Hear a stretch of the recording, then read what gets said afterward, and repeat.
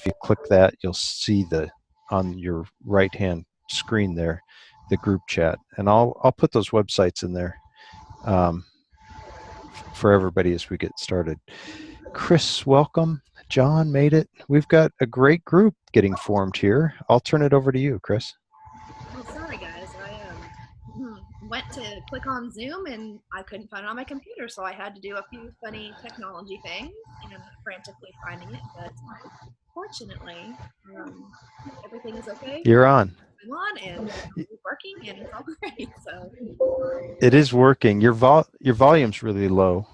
I always have this problem. Is that better? Worse? I turned it up. Better? Worse? I can hear you. Yeah, I'm following Craig's kind of. Thanks, Craig. I appreciate it. I can hear you a lot better now. When you're like right in the screen. I know, right? You can even probably see it in my notes. A couple of things, guys. And again, thank you everybody for, I know that the emails and stuff that were sent out this weekend were over the weekend, and I recognize that some people have family time and everything else. And so I thank you for, keeping up with the communication. Today's going to go a little bit differently than we've done before. So today I'm going to give you a couple quick updates right now, and then we're going to jump into a little bit of what Dan and I wanted to do some peer review about projects. So there's been lots of great stuff going on as far as with your projects, and we're really excited about them. But we wanted to hear them from your mouth, basically, and get some more explanation about how it's going, different maybe challenges you face, things, how your visioning is happening and everything, and where you're at in your process, all of those types of good stuff. And then there are some questions. If you noticed, I think the email I sent out yesterday, there's a few questions that we wanted kind of the group to address with each individual group, as far as, okay, now, how are things going? What are some challenges? What are some questions you need to get answered to move on to the next step, et cetera, to make this a little bit more of an interactive review process, as opposed to just kind of a presentation and then we just ask for general questions. So we're going to do that. Everybody's going to get about 5 minutes to share their presentation with us. And then ultimately, Brian Haynes is going to come on about the last 30 minutes and talk to us a little bit about community learning, and not only what community learning is, its definition and things like that, but also, okay, so kind of the so what. So how is community learning connected with community engagement? How can we use community learning to get more people engaged? What role does it play, et cetera, et cetera? Hoping to really connect that with some of your projects and see how, maybe that can be utilized to help engage more audiences and like that. So that's kind of a layout of what we're going to do today. So yeah, does anybody have any questions at this point? I do. Are we recording? We are recording. Oh, yay. Thank you. We've been recording since you saw my pretty face. I just turned it right on. Awesome. So. Okay, so for a couple of updates, the first one is I know that we have talked at different points in time about this idea of presenting at the CDS conference as a group. I'm not entirely sure about individual projects and where those are at. I know that if you submitted something as part of the either a poster or a peer-reviewed presentation, because I kind of headed up that process, I know that those were sent out as far as accepts or declines. So you should know about that. If you submitted something else that was a little different as far as like birds of a feather or roundtables, or there were several other options that Cindy Bonnier presented, I believe that either they're still doing that review process or maybe they're just barely finishing up with that. So you should find out shortly. As far as the overall group, however, we had a conversation with the conference committee, and we do have a time during the conference for us to present the fellows group as an entire group. And then each one of you kind of get a quick overview as far as what your project was, what worked, what didn't, what you learned. As part of kind of this overall, it's almost like a panel presentation, really. Okay. And as far as I know, unless they really radically move things around, we're going to be the Sunday night right before, at the beginning of the conference. Okay. Now, again, I don't know that Cindy has provided a kind of conference at a glance planner yet, But I do know that the last time we talked that she had carved out some time that we actually, as an entire group, can present in front of basically everybody at the conference and say, hey, this was a great project, or this was a great program. Here's our individual projects now, and kind of entertain people as far as questions and stuff. So I'm excited about that. I think that actually really does put, the fellows group and what we're doing here at an important level so that everybody can see all the great stuff that you guys are doing, but also this idea of this kind of collaborative group as a whole. So I think that's definitely a win. The other update I wanted to give you guys, thank you so much for all of the financial contacts of the groups. You guys were awesome. I requested, for those of you that don't know, I requested W-9s from your financial contact in order for us to be able to give you guys the money, basically write you a check for the $2,500. I have now received every W-9. Thank you, Virginia. And so ultimately, those are now in process now. And they will end up going through, they've got to go through the business office, they will cut you a check, and it will come to your organization, whatever organization that you signed up underneath and gave me the W-9 for, it will come to that. And then you guys will have access for your, the money for your projects. Okay. So I'm expecting you to see that probably in the next 2 to 3 weeks, hopefully, as long as there's not anything, and I'll keep an eye on it as long as nothing gets kind of caught in the process. So are there any questions about any of that? I guess the one last thing I wanted to mention, at least from the financial side, if you guys, I know that you submitted your budgets to us, and both Dan and I looked over them and either made some suggestions, or we looked through them and said, oh, do you have a little bit more detail, or however. So they're all approved. But if there's any point in time where you maybe question if you can buy something, just for everybody's sake, you need to know you cannot buy any type of alcohol. But if there's ever a point in time where you're like, gosh, this wasn't a specific thing on my budget, and I don't necessarily know if I can buy that or not, just send Dan or I a quick email. But other than that, you guys have the $2,500 to move ahead and to do great things with your projects, and we look forward to seeing with what you use them for. Okay. Are there any questions about any of that? I posted in the forum, but for our group kind of introduction and overview of what this whole process has been, each team might want to have a spokesperson as opposed to having everybody up there. And that's actually, I said that as a statement. It's a question. Is that how we'd like to do it? We don't have to decide right now, but I was just thinking in terms of fewer people and kind of a concise overview of what each of these teams has done. It may be good to have not everybody saying the same thing. If you've got 4 or 5 team members. Does that make sense? For our part, I'd like to really see our student there. I mean, Jonathan's planning to go to CDS, so I'd really like for him, maybe we do it as a team, maybe Craig or I and Jonathan, so 2 of us, and we can just split the time, whatever time we have. But it'd be a really good experience for the students on our team to have that opportunity. We'll do the same thing at ISQUALS with Chelsea and myself, or Craig will be there too, so we'll tag team. Okay. Yeah, I don't mind tag teaming, and I guess it's just kind of how we go about doing it, just so we didn't go around and reintroduce ourselves and say the same thing again and again. I like that kind of a team approach, though. That'll be good. I do think that if the possibility is that you have multiple team members there, I think it would be great to be able to maybe, again, everybody gets maybe a 5-minute chunk of time, and then obviously there'll be time for questions and stuff at the end, but maybe you could introduce everybody by name who is there that's a part of your group, and if they're not there clearly, I mean, you can mention them, but you don't necessarily need to introduce them, but at least so people can kind of put names with faces. And then maybe you do have maybe one spokesperson that's sitting up front. I think these are details but I think that's a great idea, Dan. But yeah, I think these are details. As we get closer, we can talk a little bit more about what that looks like. But yeah, I like that a lot. Any other questions about, what to expect? Or I guess at one point I do want to mention that for everybody to kind of just keep looking in their email. Again, at this point in time, we don't necessarily have a conference at a glance planner, schedule, whatever you want to call it, that they normally put out, so you can start travel plans. And this is at the end of July, so I think we have a little bit of time.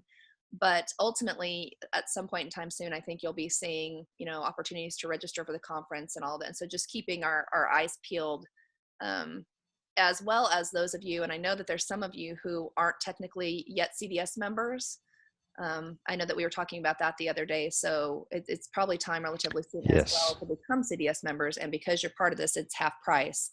So I believe that's $50. But just some of these things to be thinking about to do these kind of, in the future. So I know that the CDS main office was keeping track of who the fellows were. Is there do they need to just if you haven't rejoined or haven't joined, when you go online to do that, do you just include a note that says I'm part of the CDS Fellows project? Chris, I'm kind of asking, do you know how that'll get it? This is Craig. Yeah, that's a Craig question. All right. Yeah. Here's what I would do. And we have a list of Justin, who is our managing director, as fellows, and who's members and who isn't, and so he's prepared and ready to renew your membership. We would love it if you renew it now, but it's, what we have is a rolling membership. So if you wait till you you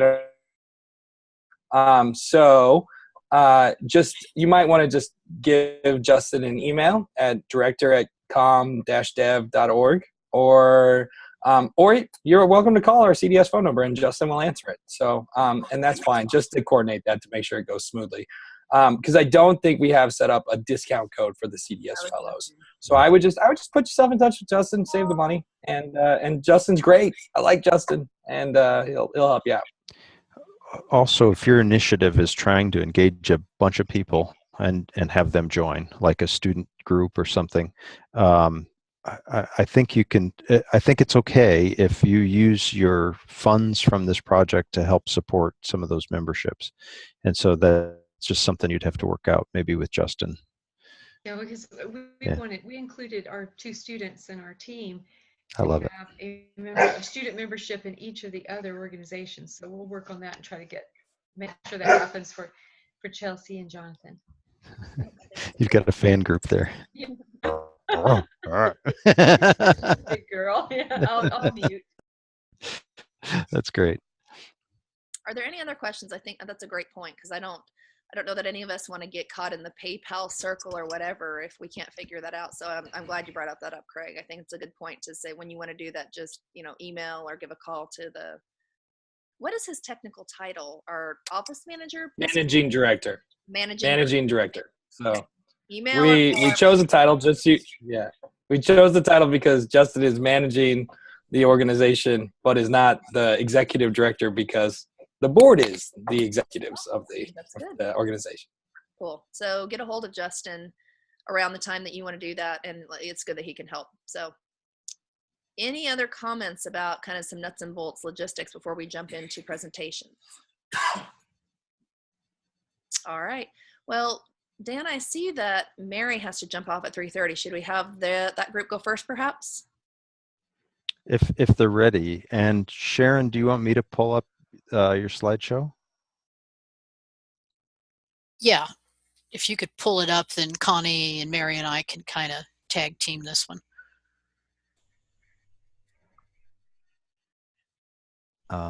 Let me know, folks, if this is showing. It's showing. Good.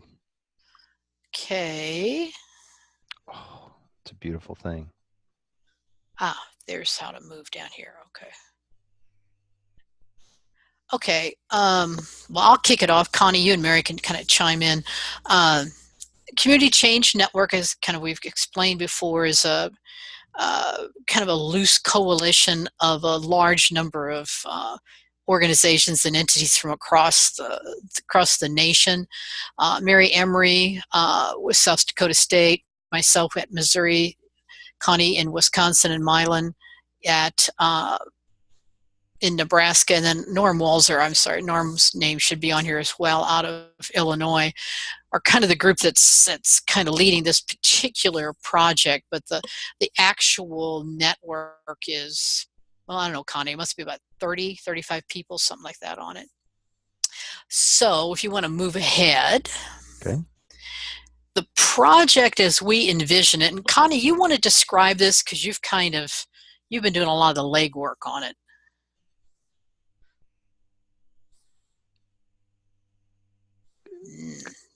Nope. Oh, Connie, I guess I will. Or Mary, Well, you can she chime may be in too if making you the want. transition. Yeah. I'm sorry, I was on mute.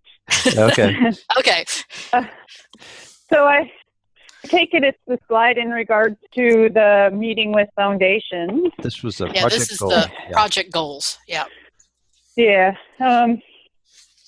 So our intent is to have a meeting hosted by a foundation, but that and is focused around foundations' interest in community change, and particularly what are they finding that they need the most additional capacity building, information on, etc. And particularly, we anticipate some of that to be in the area of metrics. Is that something that's kind of come up in the past in regards to what they would like more assistance with determining what are the most appropriate metrics for tracking their impact in investment in community change initiatives.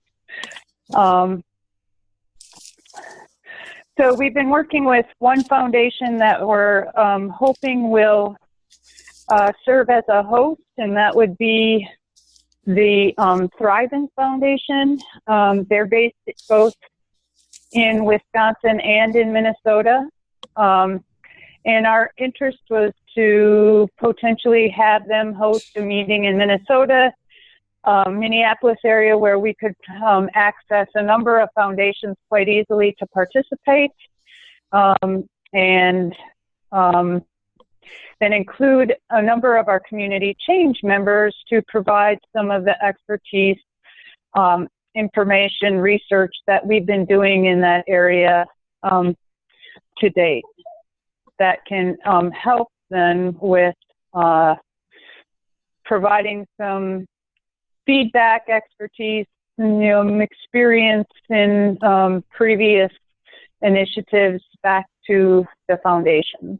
And the bigger goal or purpose would be, beyond the foundations, but communities and organizations in the broader context that also work in community change. Yeah, and I might just throw in, I'm sure people are thinking, what?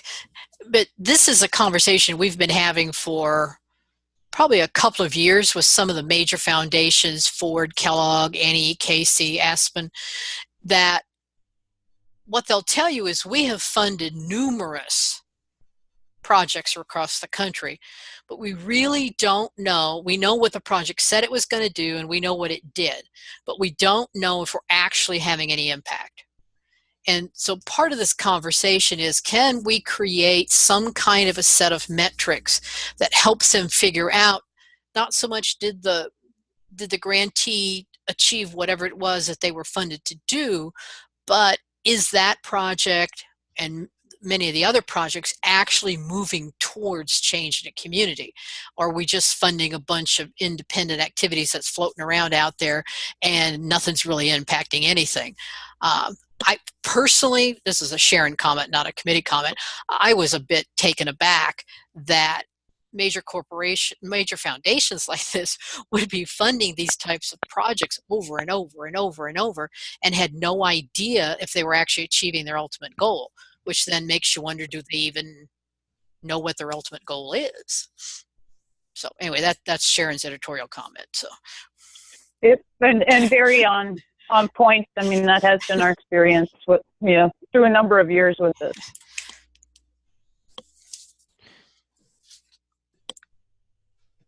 So I think we already have kind of covered the working with Thriven. I've been working with them and trying to get them to make a final commitment and therefore select a date. We're looking at probably late spring,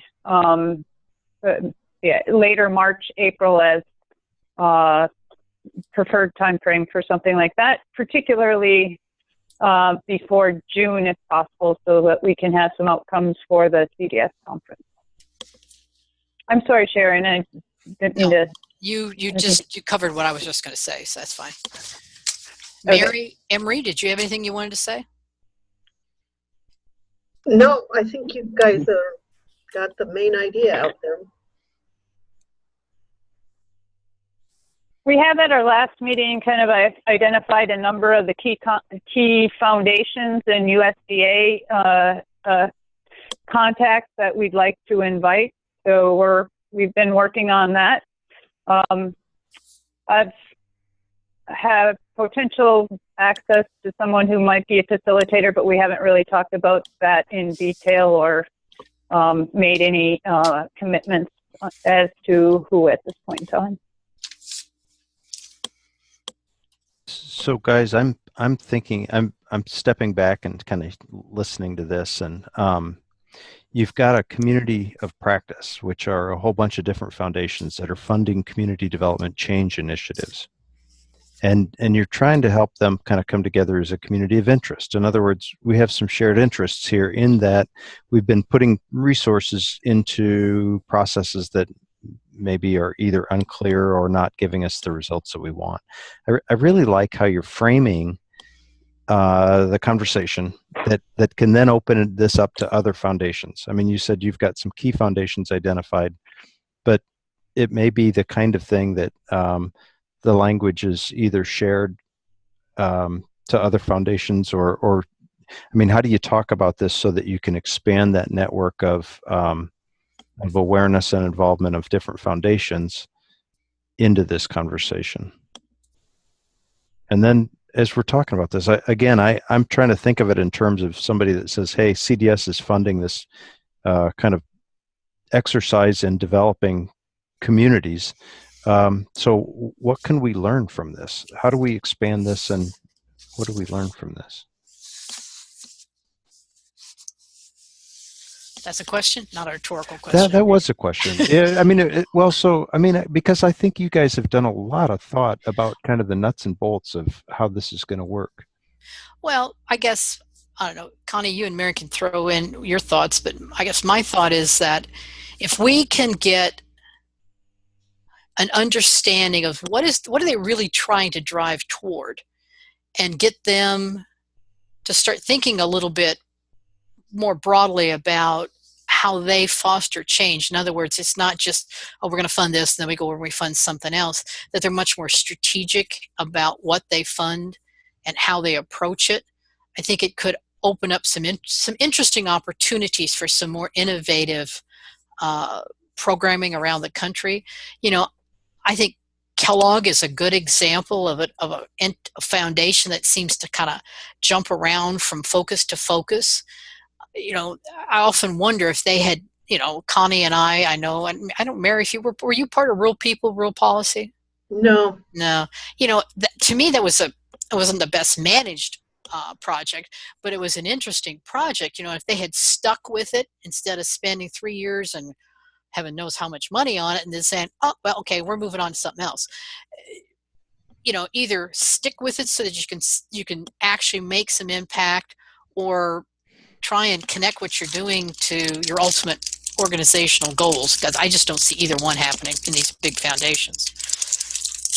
So what I also love about this, sorry guys, I'm going to shut up after this and let you guys chime in, but it kind of is backwards. Earlier I was thinking each of us could figure out what it is about community, and then we ask the question, or we invite people in from CDS to talk about that aspect of, you know, forming identity or clear protocols of how we get structured, or those kinds of things. But this one's backwards. This one, even after your foundation, you could ask the foundations, what are the key questions or information that foundations have about this, and then what research is needed. And then this turns around and opens up the door to CDS members to, you know, for a call for proposals, or to be thinking about and harnessing or focusing the research around what are some of the key needs of community development related foundations. Sorry. So along those lines, so Dan, a little bit. So one of our interests in doing this is along those, what you just explained in regards to what is it that they need in addition to that. And part of our interest previously was to develop kind of a structure and or a resource basically for foundations or communities who are interested in driving community change, and provide them with a go-to place to find those resources that they needed instead of reinventing the wheel. One of the aspects of that is to have a home for that, and we had explored CDS as a potential home for that. At the time, the timing wasn't maybe right, but I think the interest has been is you meet the needs of the foundations and what they're looking to have as more information, knowledge, research to expand their capacity and meet some of the needs that they have. They may be willing to fund some of that home for a resource such as this that then they can access on a regular basis. Yeah, I like that. So that's has been part of our interest all along, and kind of pulling them all together. I've asked too many questions, guys. Well, no, what I was going to say is I think we're at almost 13 minutes, so I think we're going to jump to the next group. I think this was really great. One of the things I do want you guys to, I'm really excited to see how this ends, because I really am interested to see, what does it look like when you end up meeting with this group of individuals and these foundations and stuff. I do want to express one specific thing, though. As you guys start to think about, again, what we end up presenting and writing on for that special edition journal article, I want you guys to focus on the process of engaging these foundations, as far as, is it different in trying to engage foundations as opposed to, going and trying to get more individual members? Were there challenges? Are you pitching things differently? I mean, today we'll talk a little bit about, is there a learning aspect that has to happen with groups that you don't have to address with individuals? But just really kind of tease out what's happened with that process as we move ahead. So great job. I'm excited. Really cool. Any other questions for the community change group? All right, who wants to go next?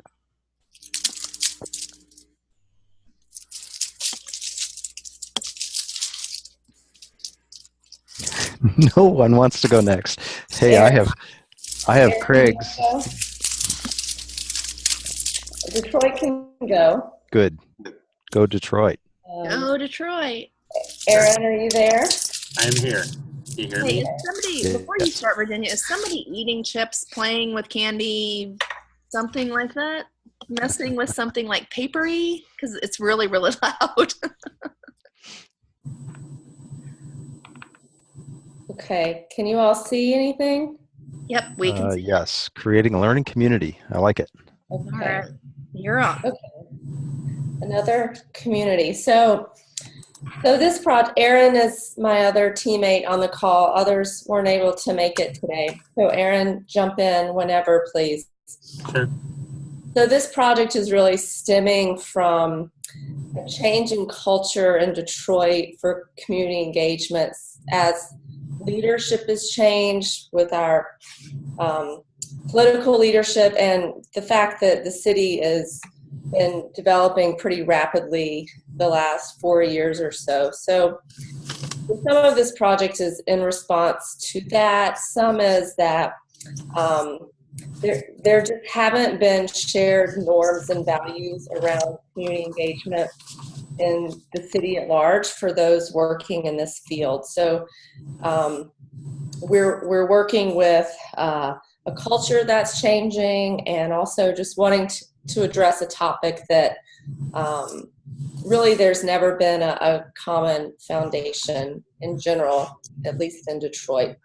So we're calling it Creating a Learning Community for Engagement for Practitioners.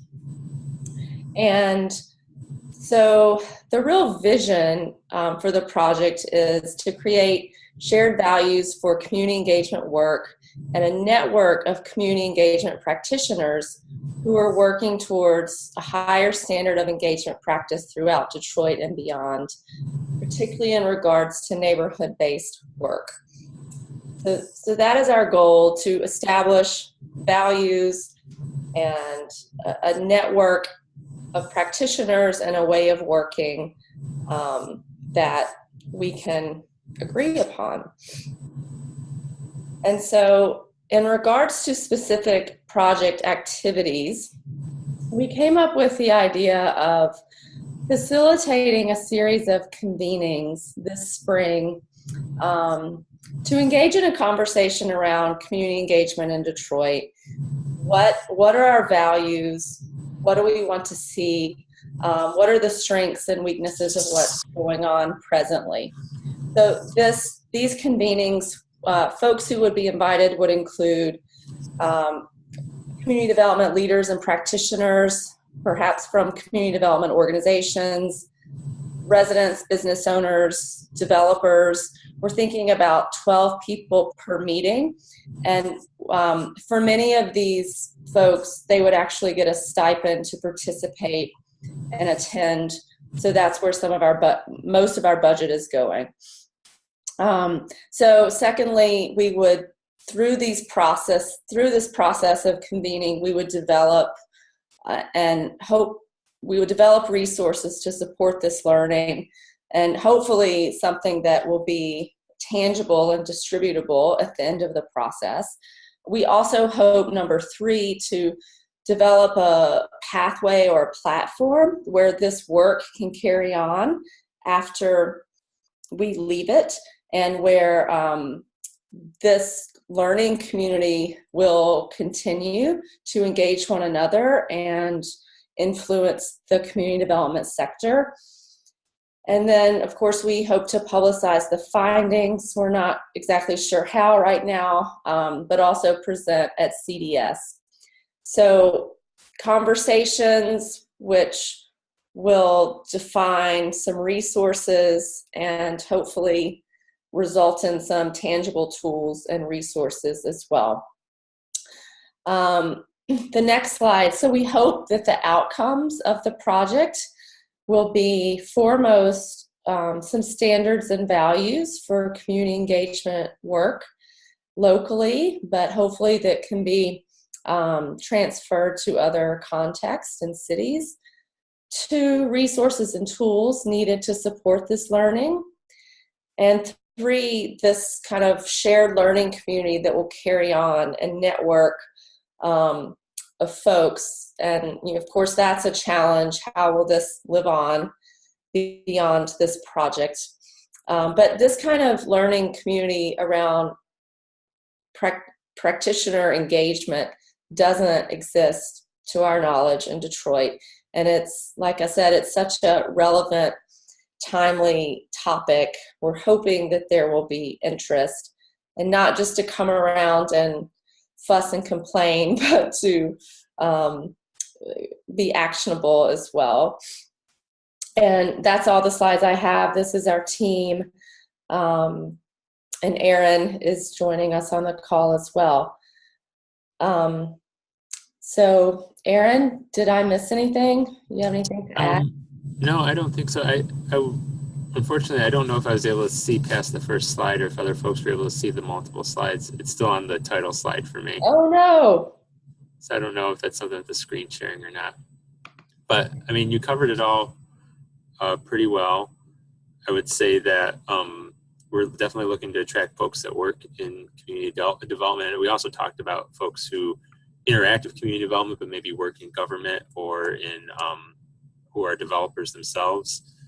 We know people here in Detroit who are more community-minded and who would be interested in engaging this conversation. And I think really the outcome that Virginia said, as far as like really creating some shared understanding of like, engagement practice, and then creating a platform for publicizing and spreading that and getting more, building some momentum around that here in the city, and hopefully for the community development industry here and beyond. Now we can see your slides, Virginia. Okay. I'm sorry. I should have paused instead of just talked through the whole thing. But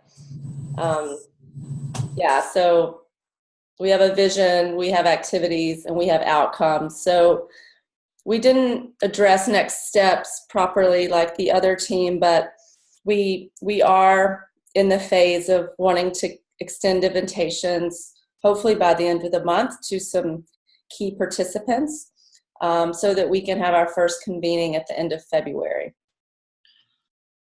How many times are you planning on meeting, guys? Is it just going to be a one-time talking about different aspects, or? We have 3 scheduled. We had also toyed with having a separate meeting with funders towards the end to touch base with them about what we're hearing, since they're funding a lot of this work. And so I don't know if that means 2 meetings with our stakeholders and 1 with funders, or 3 with stakeholders and 1 with funders. Aaron, I think that was kind of vague where we left it. Yeah, it was. I think one thought we had was possibly, having the 3 meetings kind of like with the same group of people each time to kind of further develop out the ideas, and then maybe having something of a more public event to push it forward. But, I don't know if that would include funders or if we want to have something separate in addition to that with a separate conversation about that. So, yes, it's a little bit to be determined, but I think we have a pretty, that's one piece. Yeah, I don't really remember how we landed. Right. Something I would encourage you guys, again, like I was telling the Community Change Network group, is that as you go through this, and it may even be useful to maybe have like a Word doc or a piece of paper, if you're a writer, to jot down as far as you're going through this process. Some of the challenges, what's worked well, what are some considerations through this process that you may have to think about that maybe you didn't have to think about, when working with individuals or working within Detroit Mercy or working within nonprofit, as far as kind of coming across all these different fields and areas. Again, when we finally do those papers for that special journal that we're going to all write in, the focus really is going to be this process of bringing individuals together and bringing this community engagement, to fruition. And so, this is, again, I think really cool, and I'm excited to see where it goes. But ultimately, what I would like to hear about is almost like, what are the best practices? What are the challenges? What did you learn, et cetera, in the process. Yep.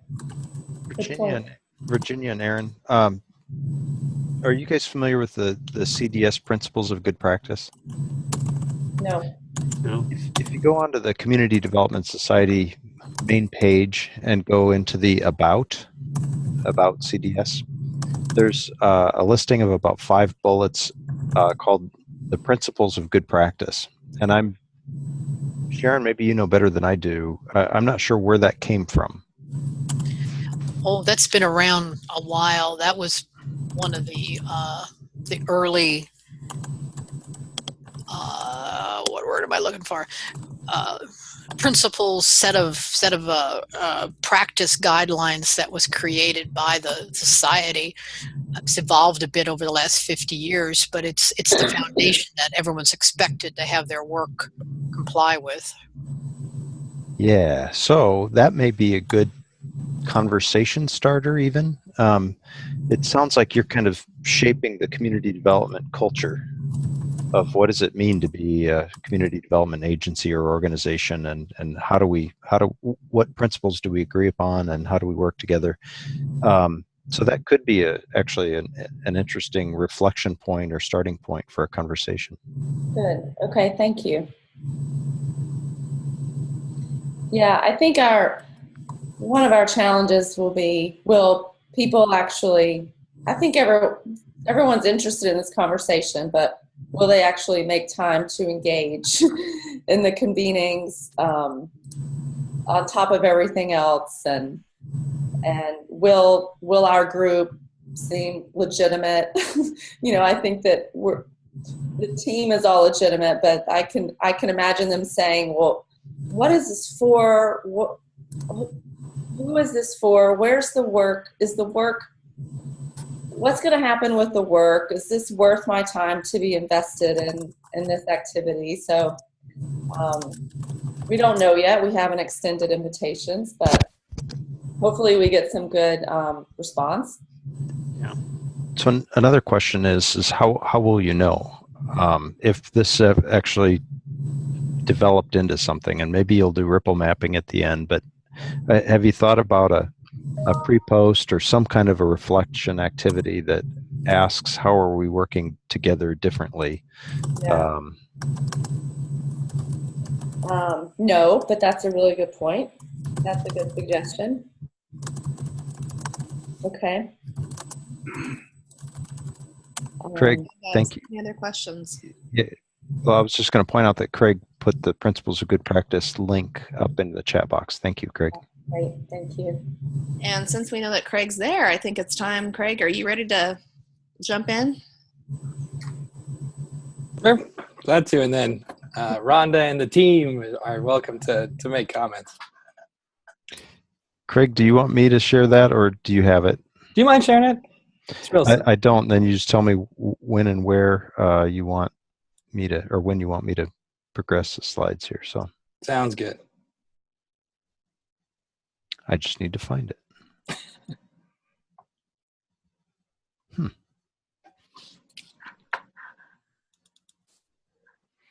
Yeah, that's not it. I have it ready if you need me to. Go ahead. Sorry. I thought I had it pulled up here, but I do have it pulled up. If you'd like. All right, you do it. All right. Nice, guys. I know, right? I'm ready. The beauty of technology. Love it. Thanks, Dan. All right. So that's the title slide. We'll do the next one. We're the Quality of Life group. The community well-being group. We find that community well-being may be the phenomenon or term that gives us the best overlap between our two places. What are we doing half working? off, Dan? You got it? I'm only seeing half the slide. Yeah, Dan. Oh. Half the slide. You're in presenter view. What happened? Sorry. That I'm not sure how to get out of. So I think there you go. Turn off presenter view and do the other one. Is that better? Nope. Well, I mean, how do you define better? Bigger, does that count? Bigger helps, yeah. So, guys. You can go back to the original. Just get out of the slideshow. It'll be fine if we have having issues. There you go. Leave it like that. We'll be happy. All right. Let me get this one out of the way. Cool. Oh, this is solid. No, it's fine. All right. Looks good. Leave it. You see it? You can see it. All right. Yeah. So, so in our group, we are looking at ways to increase engagement and collaboration between two societies around community well-being and quality of life. And so the International Society of Quality of Life Studies is our main target organization because members on our team are members of both. And so we're having our conference in Detroit for CDS, and ISQuals is having their conference in Hong Kong, if anyone would like to go. And that's in June. So, and so at that conference, the plan is, as Rhonda had mentioned earlier on the call, is we'd like to send students, one student from our team to Hong Kong, and that individual would be representing CDS and our CDS fellow group, and vice versa, send one student who's on the team to CDS to represent ISQuals as well. And so that'll be part of the plan. Rhonda and I plan on both attending the Hong Kong conference, and I believe we both plan on attending Detroit. I know I get in a lot of trouble as vice president of the organization if I didn't show up to Detroit. What we're looking at, if you're interested in learning more about ISQuals, is there. And if you don't mind, Dan, let's go to the next slide, and we can talk sort of more details. So while we're looking at sort of, if you will, ambassadorships and ways of just sort of cross-pollinating, one of the ways that we're going to put that together is a joint webinar on community well-being. And our team is going to put that together, and we'll come to you for more feedback on that. But it'll be on research on community well-being and what do we know about it. And it'll be great. So it's set up for Friday, May 11th. We'll have the time to you. And we're going to do a practice one before that just to make sure it's real good. But we'll need to work through the CDS fellows and also just through CDS in general to promote it. So we began to plan that. So if there's any particular aspects of community well-being you're interested in, please let us know, and we'd love to sort of take notes on that today, and we'll take that into account. And then the final slide is a little more detailed. And so what we're looking at is how can we actually increase the collaboration and the cooperation between organizations, because we're better together than we are sort of competing with each other. And so one of the things that we're proposing, and is being reviewed by the CDS board, and it's going to be reviewed by the ISQALS board, is maybe we can do discounted membership rates. I mean, these are ideas. None of these are defined or voted on. But these are ideas. Discounted membership rates. If you join both organizations, you get 20% off each. Looking at discounted or shared student memberships is one. Figuring out ways that we can have sort of discussions between our leadership regarding maybe if you're an ISQALS member and you're attending CDS for the first time, you get a discount, and vice versa. Furthermore, we're looking at really maybe having sponsored tracks. And so as part of, if you apply to the CDS conference in a peer-reviewed session and your focus is quality of life or community well-being, well, that's an ISQALS sponsored track. And vice versa, community well-being at ISQALS maybe is a community development sponsored track. So looking at those ways of how do we further sort of overlap, if you will, to support each other's mission. And then finally, how do we keep doing more professional development, whether it be webinars, sharing of resources, journal collaborations, looking at that. And so we're looking sort of in this last slide here to begin the conversation and actually start making some action steps so that people can, we lower the barriers of entry for people to join both organizations. Yeah, I think that's a great summary, and I really think there's an opportunity here for members to sort of come together and talk about some of the ideas around what well-being is, because when I'm with ISQALS group and they're talking about well-being, a lot of what they're talking about is community development. And I think we could get some overlapping. We could also get some more, I guess it's really more like recognition, or that's not even the right word, more, I guess, interaction with ideas of community development, so that it's in this broader platform that they're talking about, especially with quality of life and more narrowly with community well-being. It just seems like we should be in the conversation, and vice versa. There's almost no membership overlap other than myself and Craig and perhaps one or two or three others, and that's about it. So I think this opens up a new pathway to other members who would be interested in CDS and vice versa. So I think it is, they're allied disciplines, allied colleagues, but not necessarily even aware of what we're doing in community development. And I found that to be true over and over, where you have to stand up and say there is a whole discipline and practice that are looking at exactly these things that you're talking about. And so I think we need to just somehow be more aware. And so I think the idea of having tracks at each other's conferences, we put in a proposal for ISQALS for this year in June, where we will have a CDS presence at that conference. And so I'd like to just somehow make this more regular, so that we don't have to, so that we can just count on it being there, and then count on the opportunity. Be great to have a joint conference. We will be back in the US. We'll be due to be back somewhere like 2021, 2022. So that might be a really good thing to do. They set their conferences, 3 or 4 years in advance, because they're most often international. They're in the US about every 7, 8, 10 years. So that might be something we could do together to sort of push a proposal out for that as well.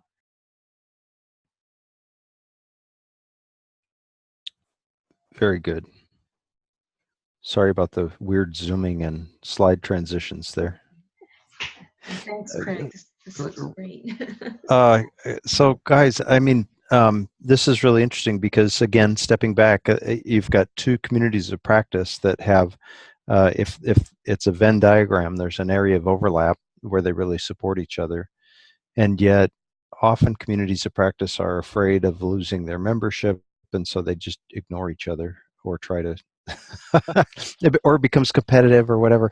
I like what you're doing. I mean, we are creating a way of having a discussion about, well, what does it look like when you've got one isn't going to take the other one over because they serve different purposes, and yet they're complementary in many ways. And so how do you design that in a way so that you can really take full advantage of kind of a joint membership, or at least that sharing? I like what you're doing. Well, and I will say the overlap real quick is that ISQual studies social indicators and measurement heavily, and community development can really benefit from that. But when you are measuring social indicators and community indicators, you're going to require community development. So we need both. It does surprise me that there's not, I mean, I know, Dan, you just said that. It does surprise me there's not more overlap. Just thinking about the other community or professional organizations that I'm a part of, and usually there is a chunk of individuals that may be connected in some way with across a couple organizations. But I do really like, I mean, I think this is a great idea. Something I'm going to throw out, guys, that I think, and I knew this was going to happen, but I hoped, I guess, that magically we would get more time. But even with this 10 15 minutes each group gets, I feel like we're not even maybe using the full breadth of how to interact with each other as far as really kind of thinking about this and giving our best, kind of feedback and stuff. So I think a really good idea would be, we have that website on the Community Innovation Lab where we have, some of our introductions and things like that. I think, Dan, we should probably post these after this there. And that way people can, jot down some notes, or we can even have a way to be able to, so that we can start next time maybe with, are there any more questions? Do people have anything else to kind of feedback? Because I really think the value of this, the large group, guys, is really, so, looking at things from different perspectives and bringing them, bringing these different perspectives to light and encouraging kind of that synergy aspect. So I think we may do this after that. But good job, guys. I mean, I'm excited again to see how that goes as well. So I am going to jump off at this point in time. Brian will join you in a couple minutes when you're done, Dan, as far as talking about community learning. And I know we have a couple more presentations. I unfortunately have to go pick up Rugrats. So I look forward to seeing the other two presentations, and I will be in contact with each one of you probably as far as finances in the next few weeks. And I look forward to chatting with you soon. Thank you, guys. Thanks, Chris. So that means that idea that Chris just introduced is, if you didn't send, if it's okay with the groups to have those shared on our website for others to comment on, if you didn't send that PowerPoint in, please do. And who would like to go next? Yeah, I'll go, Dan. May go, John. Yeah.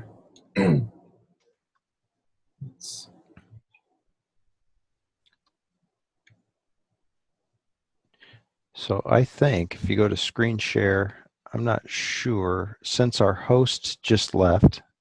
Oh, it does work. Good. Working? It did on my end. Yeah.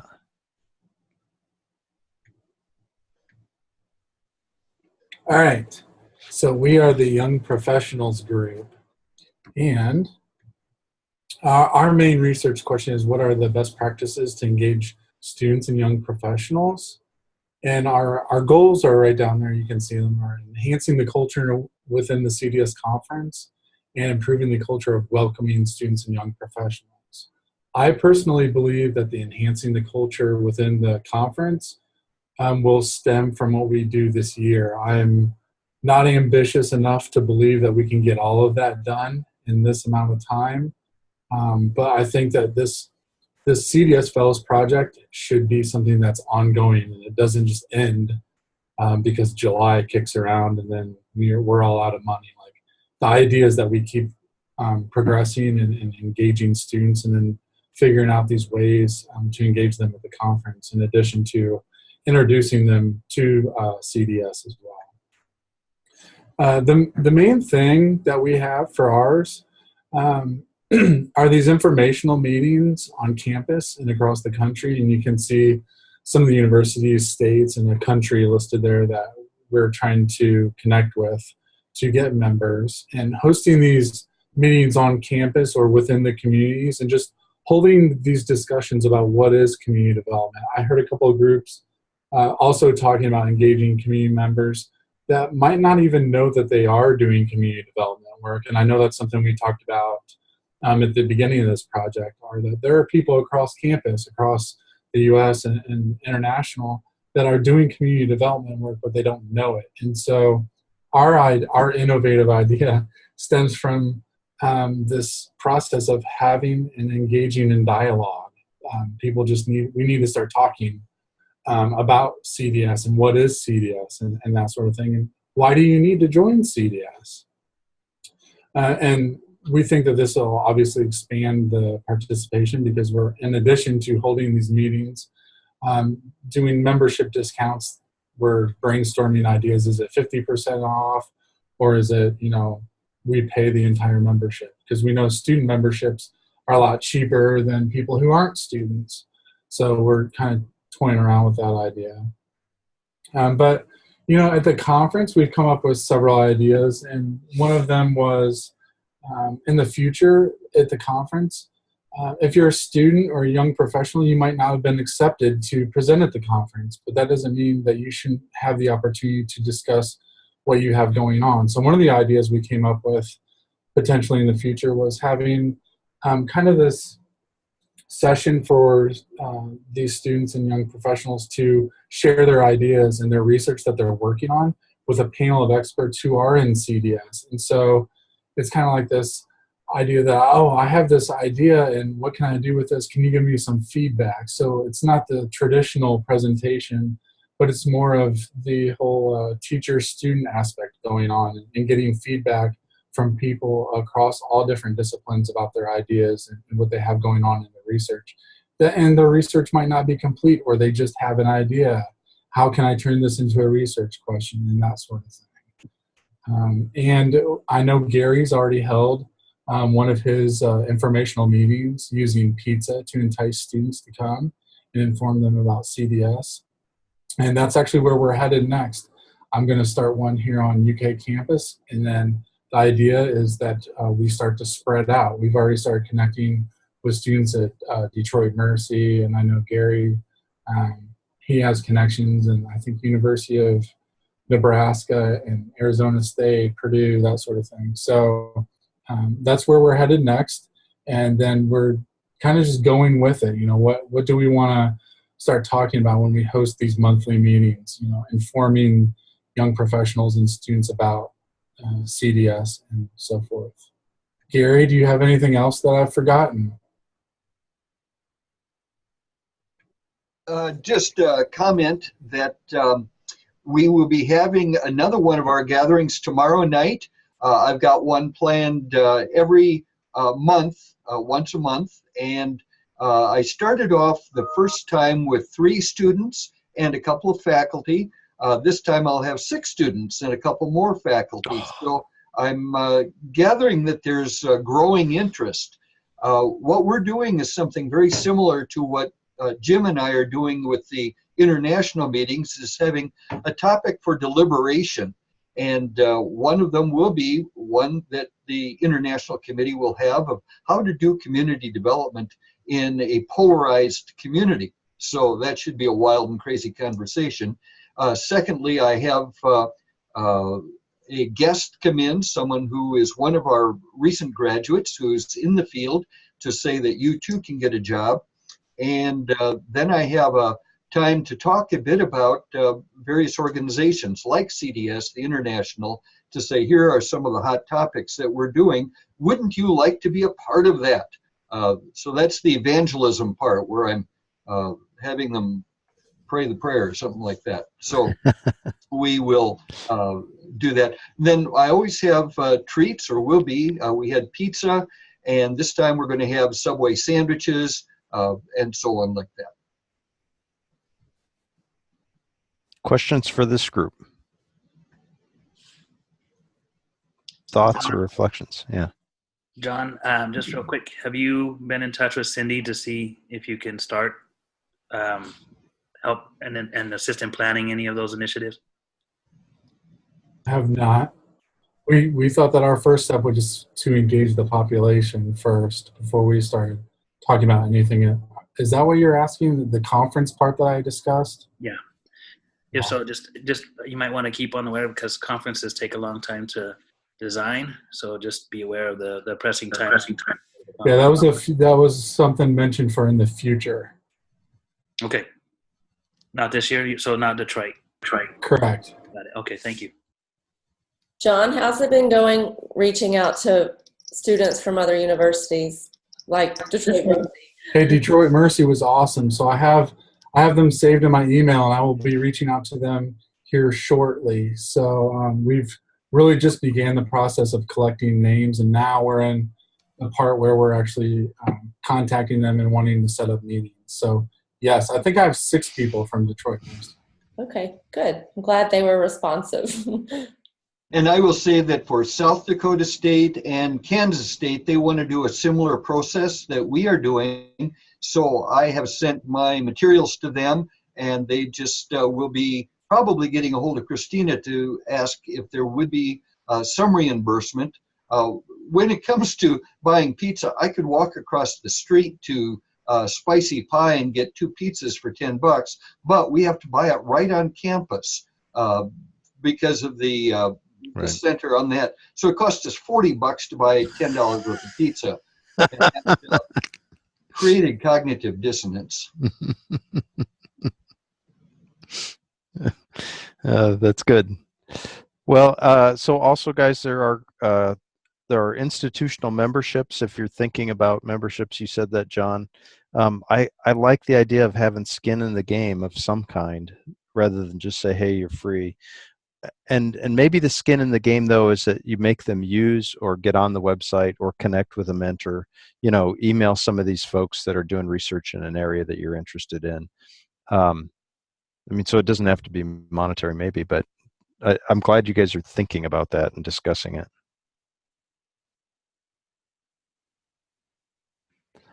Am I on mute? Everybody got really quiet. Any other questions for the young adult group, young professionals? Then let's move to international. Jim, you want to give us an update? Well, this will be a joint job between Gary and my good self. And what we've developed is 2 things. One is some topic-based groups. And Gary's got a presentation, so I'm going to move to Gary very shortly. But we've got topic-based groups, and we've got these reflective learning groups. So I was going to swing over to you, Gary, if you wouldn't mind walking through the PowerPoint. Yes. Are you seeing my PowerPoint? Yeah, I've got it. Okay, good. I wasn't sure which one that I had up at that point. Well, Jim and I have been working on these ways to engage with other professionals from around the world, and it always presents a challenge to connect with folks internationally, mostly because of the time difference. For instance, right now I've got 4 o'clock in the afternoon on Wednesday, on whatever day it is, Monday. Jim, what time and date is it there? It's 8 o'clock in the morning on Tuesday. So that's the kind of challenge that we face. So we will be continuing to work with them along that line. What we're going to be doing is twofold. One is to create some topic groups, and these will be with CD practitioners. We'll be talking about topics that are specific to those practitioners. One of them will be developing in a time of polarization, and you can see that Jim wrote that one when it comes to the spelling of polarization. And that is really good because I'm actually stealing that one, as I mentioned, for our young professionals conversation. I don't know that our students will fully appreciate what that means, but I know that many of the people in the field will. The other is a topical group on community development education. And I got the word community in there twice. Sorry about that. I know that you folks at Kentucky, Brian, you and Ron Hustedy and others are working on this topic. So we will certainly want to involve that. Now, as we're doing these groups, it would be very easy to get only or limited to North America. And we want to be absolutely inclusive of North Americans as well, but we really want to get much more broad than that. So that's where also then the reflective learning groups will come into play and hear about what are you doing out in the field, what can we learn from each other. And in a moment, I will go to the Community Development Education group. But before I do, Jim, can I just turn it over to you to fill in any of those gaps? Yeah, thanks, Gary. These topics have really come from the members of the International Committee, people in different countries that have raised these things. So we see the topic groups as a temporary group. It might meet, say, once a month over the next 6 months. And the reflective learning group is much the same, where it doesn't have a specific topic. So we are dragging a chain a bit. We're sort of developing these groups only just now, really, although Gary's made a lot of progress on the education one. But the plan is for us to have video links with different members of these groups. So we'll have potentially 3 groups going over the next 6 months. And it's just a deliberation about those 2 topics. And with the reflective learning group, it's just practitioners comparing notes, really, about how they go about community development in different contexts. So we've had some interest in all 3 groups, but particularly the community development education one.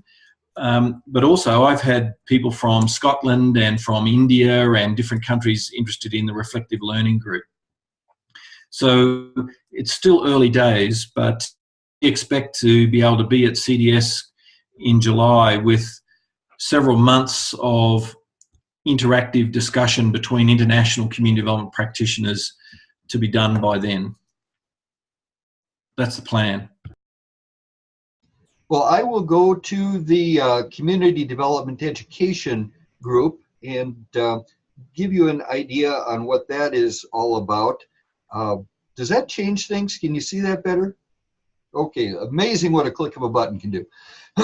Well, what is happening there is that we have 8 people who now have registered interest in this, and we have 4 North Americans, and we have New Zealand, Australia, Korea, and India who will participate in these. So what we're hoping we can do is say, so what are you all doing when it comes to community development education, and how is it working? Our first session currently is planned for the first of the month in February, 7 o'clock in the evening, which I believe puts it at noon on the following day for Jim.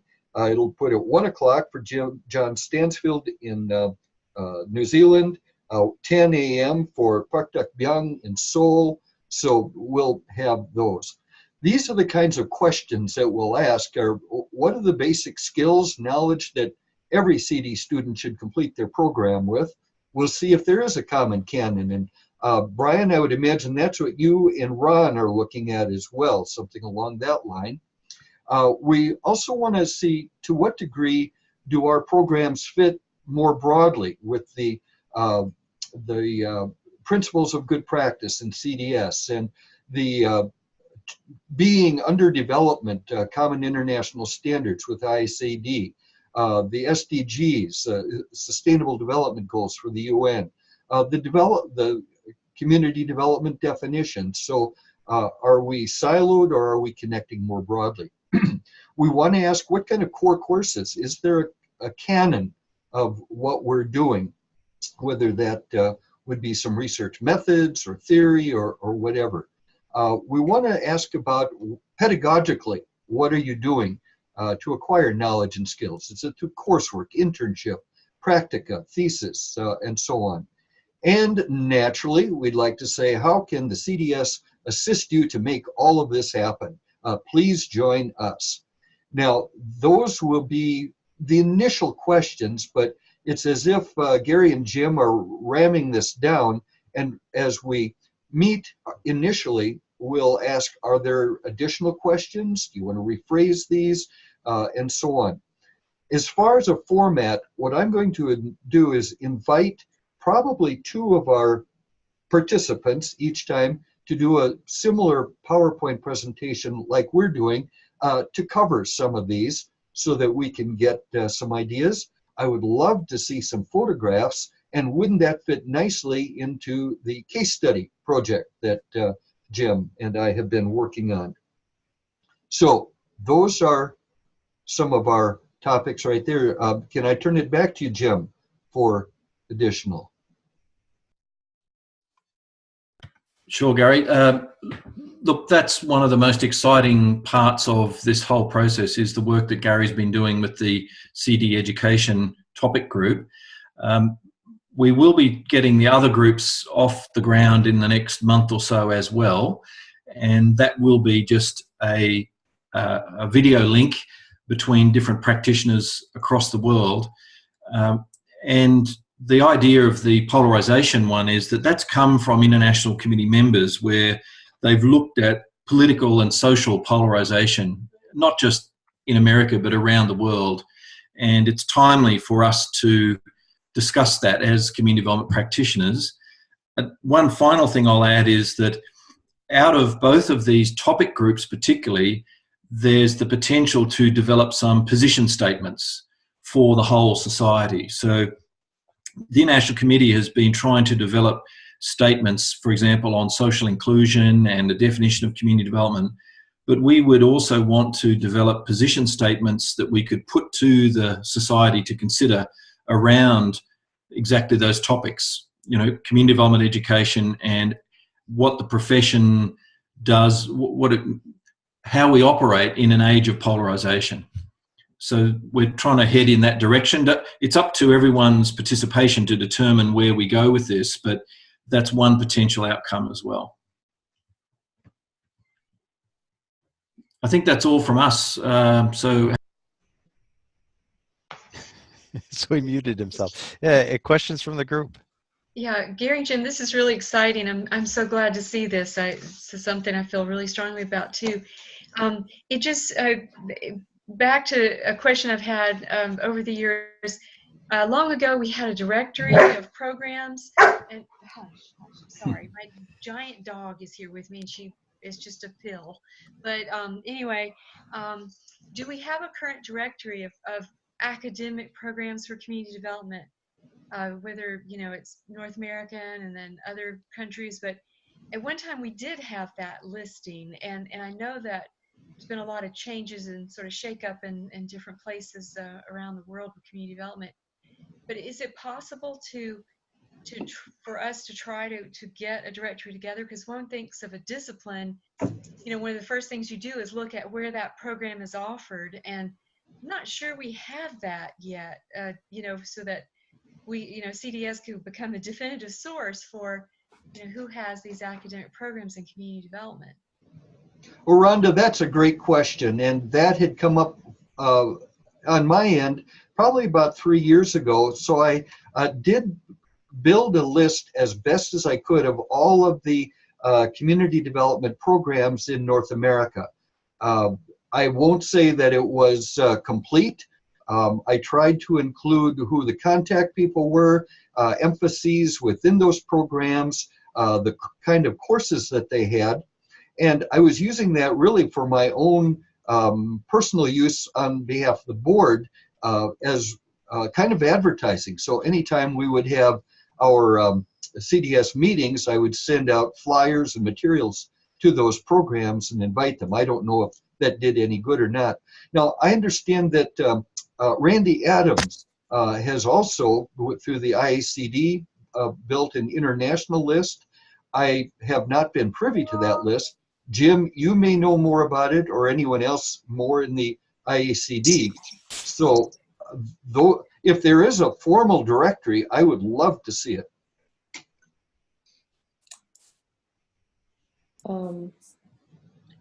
Brian?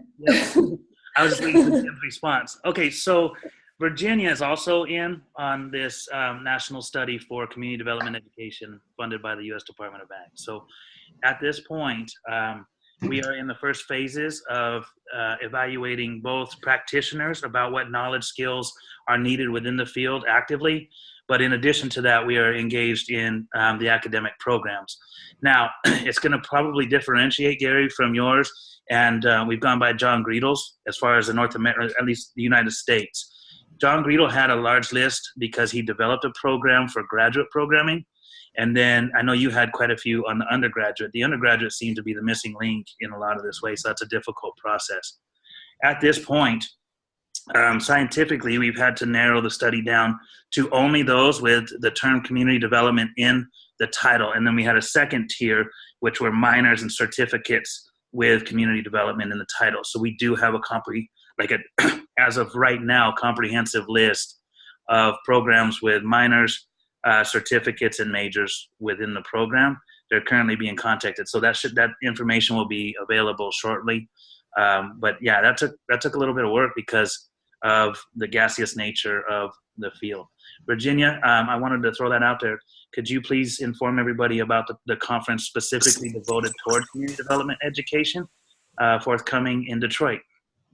Right. So in next summer, 2019, we're going to be convening in Detroit again for a community development education symposium to invite educators from around the country and practitioners and students to come together to talk about where we are with community development education and best practices, and kind of hoping to establish a shared foundation for community development education. That will be immediately followed by a community development education summit, which will be invited participants who are educators. And that group will really be refining what we talk about at the symposium and setting forth some next steps for an agenda for community development education, hopefully. So we have a lot of exciting things coming up next summer that we're using the grant research as a basis for whom to reach out to. But the symposium will be open larger to more participants, and the summit will be a smaller group. So that's what we have on the horizon for next summer. And it might provide a nice opportunity to even invite our international colleagues to a comprehensive Zoom discussion as part of that symposium. Unfortunately, I think maybe what we're doing could provide some names for you on that, if we can, and then even some fodder for your consideration. Great. This is great. Yeah, and please include us in on the team for the discussion forum too. Yeah, this is Gary, great. I'm so glad to hear it. Gary, this is Sharon. Yes, Sharon. Just wanted to throw out that Connie and I, Mary, kind of that Community Change Network, kind of a subgroup of that. We did that survey it's not in Boise, so it would have been the conference before that. The joint, no, I guess it was, because it was the joint one with NACDEP. In Montana, yeah. In Montana. We've got the results of that. We're going to be presenting those in June at IACD. Now, those results, that's a little different, I think, than what you're talking about, because this is practicing professionals and what areas did they need further training in? In other words, what areas did they focus on, and then what areas did they feel that they needed more training in? So it's a little different than what you're doing, because I think you're talking about not maybe exclusively university-based, but institutional-based programs that lead to a diploma, certificate, a formal type of training. But we do have that. And like I said, we're getting that prepared. We've been accepted. We're going to be presenting that this June at IACD. That sounds terrific. And just showing the breadth of what we're doing, whether it's a university-based, institution-based, or not. When we have one of our colleagues in India who's talking about the program that he's running, he's got hundreds of folk out there. I'm not convinced that all these folks are even literate. So it is a totally different understanding of how we do community development education. And that's part of what we're hoping to discover. And not so much that we're gaining this information that it comes back to a paper, although I guess it could. It's more just for these folk in their own respective programs to liberally steal ideas from one another so we can improve, whether they're in Korea or India or here.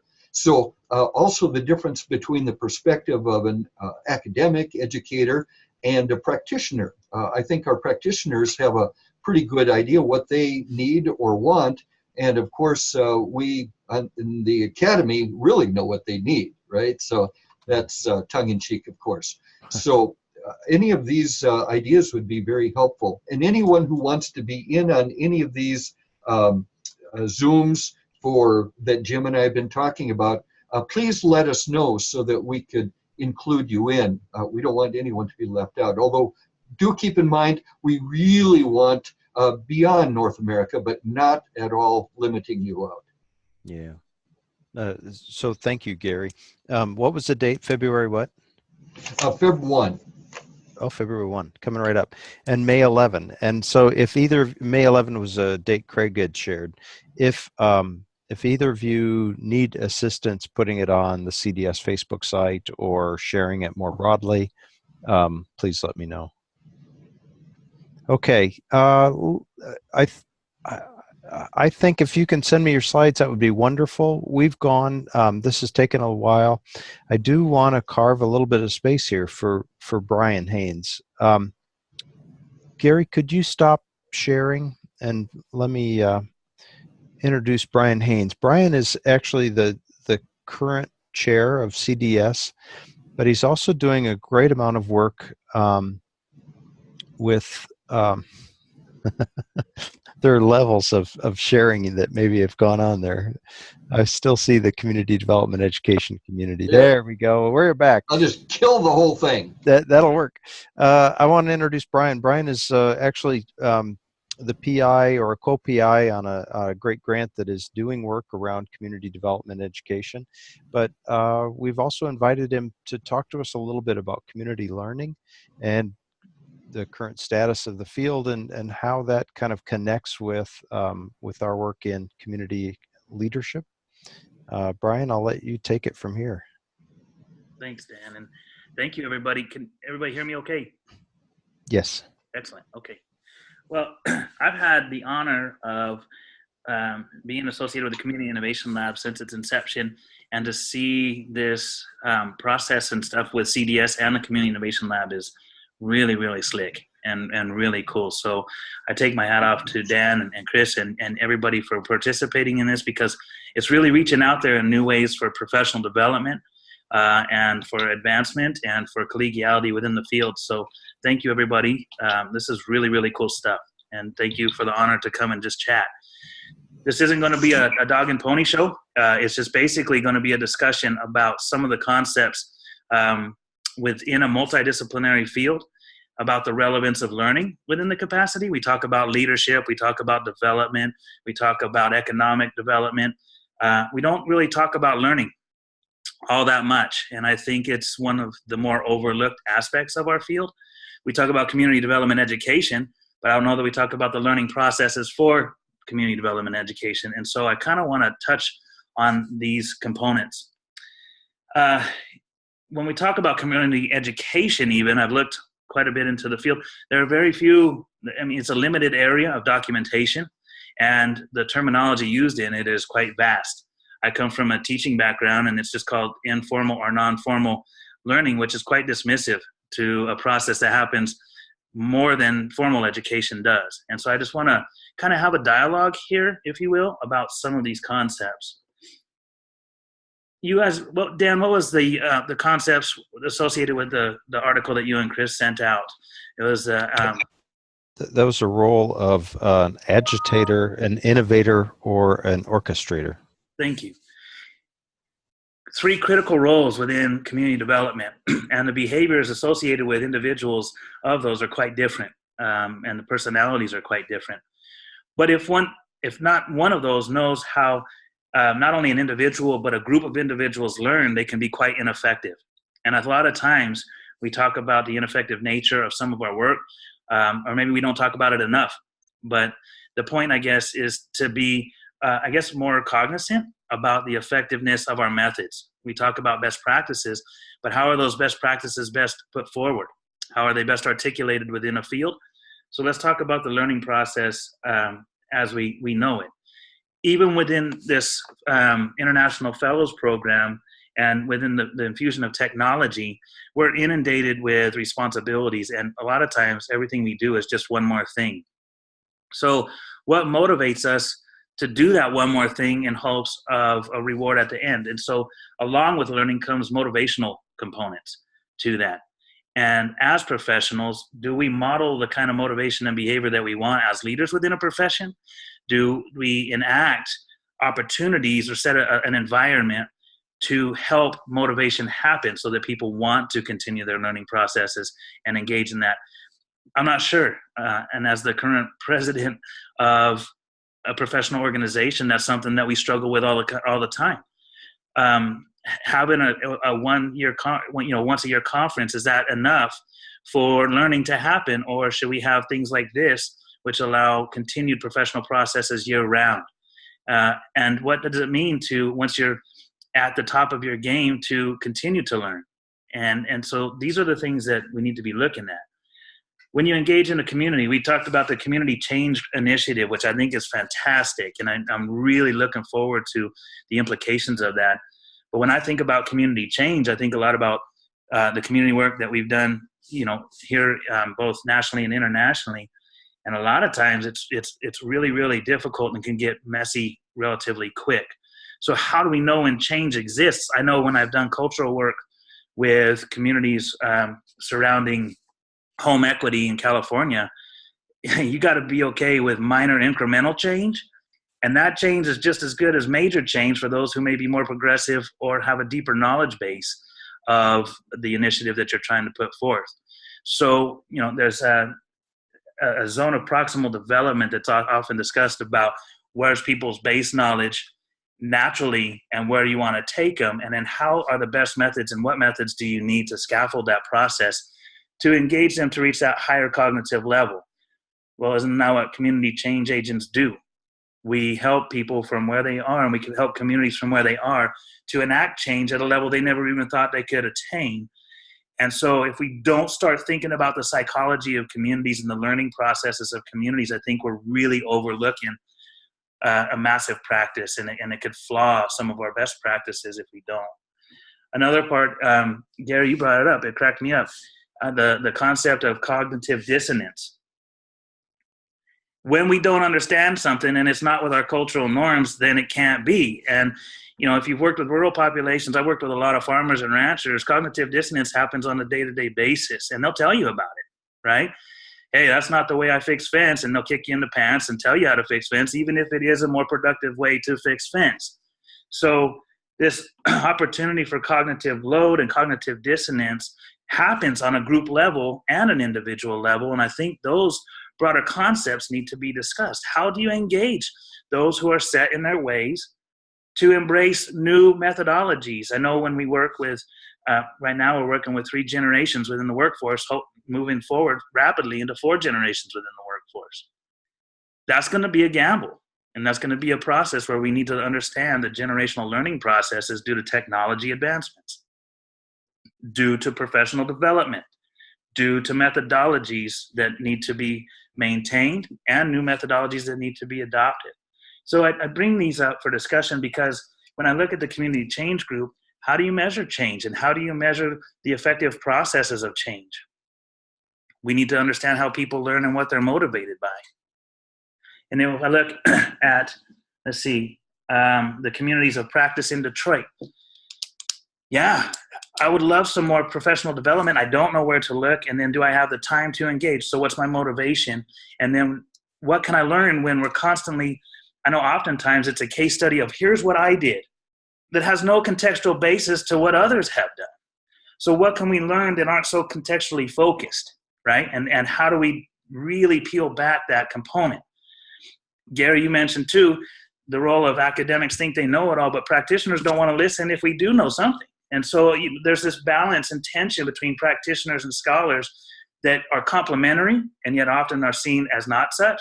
And maybe it's the way we educate. Maybe it's the way that each other learn. And I think that has always been a struggle and beauty within CDS.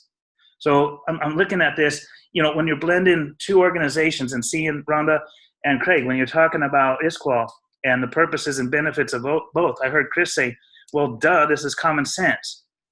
But she wouldn't have known that had you not presented it in an effective way for us to learn that these can be complementary to one another. And maybe the future of professional development is multi-organizational and hybrid and disciplinary natures of those. So I just bring this for the student young professionals. John, you'd mentioned that students and young professionals don't even know that they're doing community development work. And if they don't know that they're community development work, how can they get professional development or assistance and collaboration in their work unless they become aware? And so there's this awareness and learning factor that needs to happen within the work that we do. So I'm curious to think about, a lot of you have been trained much differently than me. I'm trained in individual development, cognitive and neural backgrounds, sciences in that capacity. Sociologists aren't. And believe me, come to my department and you want to see a Tower of Babel, all of us are speaking differently. It's not that bad. You sit around the lunch table, you can use one term and then define it operationally 7 different ways. And that's the beauty of having this multi-training, but it's also a point where there needs to be a learning process to come up with a common understanding. And so I'm curious in your own specific areas here, and I'll stop talking. Where's the learning process and what could be gained and gleaned by understanding how humans learn a little bit broader? Does that impact how you change the way that you do things or just enhance the way that you change the way you do things? I'll shut up, but it's one conversation. Sure. Brian, that's so interesting, and I really am just quite fascinated by this. It's a conversation that we've needed to have for a long time, particularly in community development. We're talking about the roles we play, and that sort of takes me back to urban regional planning, which is sort of my disciplinary home in many ways. And the roles that a planner can play can vary widely throughout the course of a project or just throughout the course of any type of activity of practice. And so there's some really good information from that literature on that. I'm happy to share some of that with you. Sorry about this. I have a night event, so I had to come home for a little while and get the dog situated, then I have to leave. But anyway, the other thing that came to mind is how do we measure progress? So that puts us squarely back in the indicator framework, community indicators. There's rich literature all around using indicators as either a template or framework for gauging progress towards goals. And all of this to me is just, how do we know change? We know it because we've achieved something that we want as a community, as a group, and we've gotten there or we're getting towards it. And so that's the positive change that we like to look for. And then finally, I agree, this is interdisciplinary, but that's what I find so fascinating about community development is that it is both interdisciplinary and transdisciplinary in some cases, where we're creating new understandings and new forms of knowledge. And all of that goes to say that a lot of what you're saying really resonates with me. Some of my colleagues in community psychology, and it seems to me that we could look and invite in some of the community psychology scholars and practitioners who could help us understand at maybe a deeper level of some of the things that we're seeing and learning about, so that we can improve our learning modalities. So I'm going to mute before my dog barks again. Rhonda, you bring up a solid point, and this is where the deeper discussions happen. You talked about reaching the community goal, and that's how we measure change. We eliminated 2 Civil War statues here in Lexington. There was a real heated issue. They were Confederate statues, and we eliminated those and it moved on. So the goal was met. So there was community change that existed. However, from a cognitive standpoint, I'm not sure the attitudinal changes happened. And I'm not sure people even know why they were removed. So there's a huge learning piece of the rationale as to why. And then that leads to much more attitudinal changes rather than just it happened. And so I think that added component of attitudinal and behavioral shifts could complement community change. I wanted to jump in and just really appreciate you raising this idea of community attitude, because it really is the foundation of community development. And we often naively assume that there are a lot of happy campers out there, and people are just dying to engage with us and improve their community and, you know, all that. But certainly here, and I'm sure it's the same in the US, one of the issues we deal with every day is just increasing disengagement, cynicism, anger, people really cheesed off, particularly in rural and regional communities. And it's a real fact of community work. And when we go out into communities, the first thing we often find ourselves doing is listening to a lot of anger and frustration. And I'm sure we all do that every day. But increasingly, that attitude is impacting on how communities work together and how motivated and interested and engaged people are in their own community. So it's an issue that has always been there, but I think it's really, really important right now. And as a society, we need to be developing ways of considering and working with the psychology of communities. I'd like to jump in on what Jim just said, because I've been engaged for the past couple of years with a community talking through some issues, and it really comes down to an issue of respect in a lot of ways. I think one of the conversations we'll be having with the international group is engaging communities that are looking at polarization. And it seems like we're in such an atmosphere right now, to use Jim's word, of anger and frustration. And we have a political situation where people have been given permission to be angry and violent. And it seems that the need for civility has never been greater. So anywhere that we can engage that. And I think that one of the ways that I have found is that my ratings as a speaker or a presenter, when I go into something, my ratings go higher the less I say. So I have found that the more that I engage and say, what do you think? Well, I'm awesome in their eyes. And so that issue of what you said earlier, Brian, of modeling that civility, I think modeling will go a long way. I love it, Gary. Yeah, I could piggyback off of that. Brian, you said something that was actually really concerning for me, and I've only been in CDS for 2 years, and I heard you say there's kind of some headbutting when it comes to practitioners and academics. And I'm going, why in the world would that happen? And it dawned on me, hey, we have to learn how to check our egos and remind ourselves, what are we trying to do and who are we trying to do it for? And Yeah. you know, Gary just said, we need to listen. We need to listen to the feedback, because when it comes to some of the work that we're trying to implement, it's not about, oh, did our idea get selected? Look at what I did. It's about the feedback that we're getting from the communities that we're trying to help. So learning how to check that ego, I think, you know, goes a long way. And then I guess, like Gary said, just talk a lot less. That's a really important point. And the traditional model of education and learning has been one of technical evangelism. You know, Yes. go forth, you know, I know stuff. I've been to uni. All these people out there in communities haven't, and they don't know stuff. And my job is to go out there and sort of give them the good oil. I mean, that's complete nonsense. And we need to work against all of the structures that traditionally support that approach and turn it completely around and utterly respect the knowledge and improvisation and talent that's out there in communities and bring that to the fore. It's a complete reverse of how universities and government departments are set up. You know, first of all, I could do this all day. This is amazing conversation. Yeah. But Csikszentmihalyi calls has a concept called flow theory. And flow theory means that you're in the zone and you are learning at your maximum potential. In athletics, it's like you cannot go wrong. You can't miss that three-pointer. You can't miss your cricket match. You can't miss your whatever it is that you're engaged with. And that has everything to do with the educational or the sport environment and the cognitive application of the individual. As community change agents and community developers, we have got to be thinking about what is the community environment and how do we set a tone that allows for the most robust action to happen, even if it is conflict that is needed at that point in time.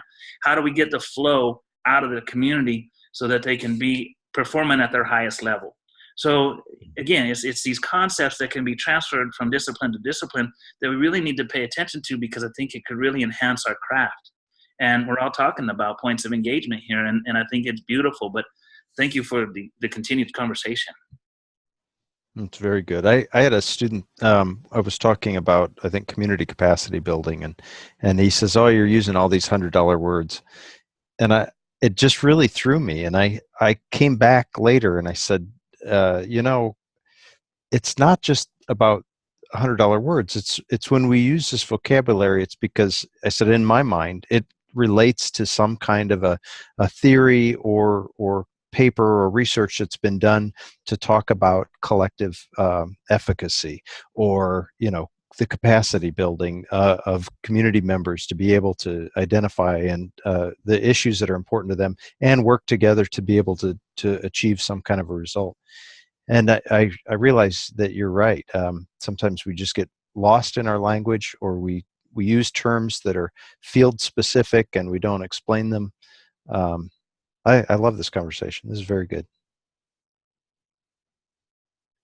Virginia's ready to jump in there too. You're muted. There you go. No, this is interesting. It's just making me think in our context, I think the practitioners and the academics, we're largely on the same page. There's often, in reality, not the time and the space for this community learning with the political structure or the powers that be, at least in our context currently. So it's just a struggle where you're working with the community. There's a certain amount of time and space that needs to happen for trust to be developed as you're establishing goals, but that rarely aligns with the pressure of development or what the political leaders are trying to achieve, at least in Detroit, where things are moving very swiftly.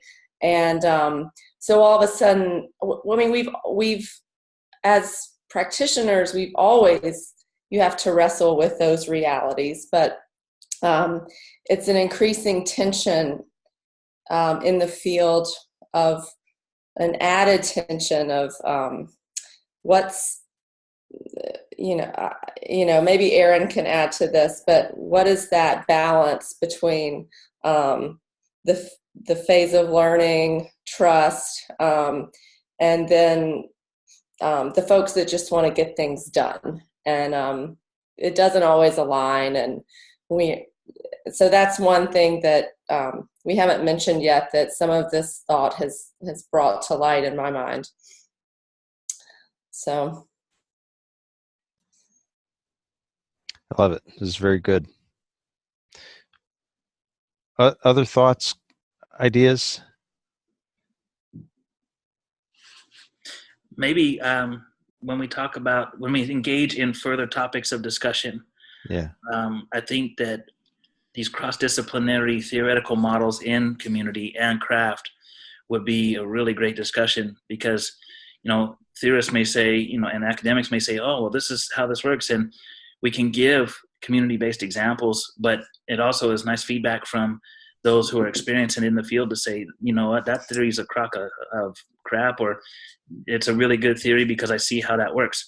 I'll be honest with you, I hit basic behaviorism and social learning theory and social modeling in class with a lot of students just in a course called Learning in Society, and their eyes light up like they just now figured out the meaning of life, because they're like, holy crap, this stuff actually does apply to what you mean that I've conditioned my little brother to do this for my whole entire life? Or I'm the little brother that's been conditioned. So that's 2 for flinching. And every time that I get hit now, I have this constant visceral reaction. These are the kinds of things that we say when you utilize it for community good and utilize the principles of good practice and whatnot. It's amazing how fast. And when I actually have them go out and model these behaviors and set up research designs to see if they can influence behavior in the local Lexington community, and it's like their minds are blown. And I think that while it's nice to expose that to undergrads, what about professional developments for people that have not had background in that capacity? And what about those of us who had forgotten? And so I think that that's something that maybe we can continue to have discussions around in our professional societies. Thank you. No, I think this is so important, Brian. I had a colleague that would always say, I find that people implement their own ideas better, right? They're more committed to their own ideas. They're more invested in their own ideas. And so their own ideas are more sustainable than somebody else coming in. Well, when you're doing adult learning, you come across Kurt Lewin, and Kurt Lewin's been saying that in his theories. There's a self-determination theory that folks have looked at and described, and so sometimes we've got these kind of ideas in our heads or best practices, and because we don't use either the right terminology or we're not looking quite in the right place, we don't see the wealth of information that's out there. And so I really appreciate you bringing this up, and to start talking about this interdisciplinary kind of research and ways to step out of our own fields and either learn about things that support it or maybe push back against some of our assumptions. Yeah, it'd be great to see how maybe some of this can fit within some of the projects that were discussed today that are outstanding. And so I'm really interested in seeing how these progress. So thank you guys, everybody. Thank you. Hey, good job. And I'm glad this is recorded. This is really helpful. I hope the others will, that aren't able to come through the full Zoom session will be able to chime in and catch up. We are kind of out of time here, but I do want to say, please log on to that website. At the beginning of the chat, we put both the discussion group on the CDS website, that fellows page, as well as the Community Innovation Lab. Community Innovation Lab tends to be very easy to access. And actually, Brian is the guy that's helping to keep that rolling and updated. So it's good to have you on this call. Any other questions, thoughts, concerns before we log off?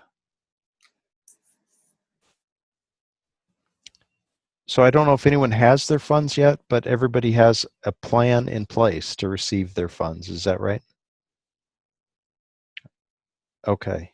Well, so please be in touch as we move forward. Don't hesitate if there are ways that we can promote the activities that you are developing.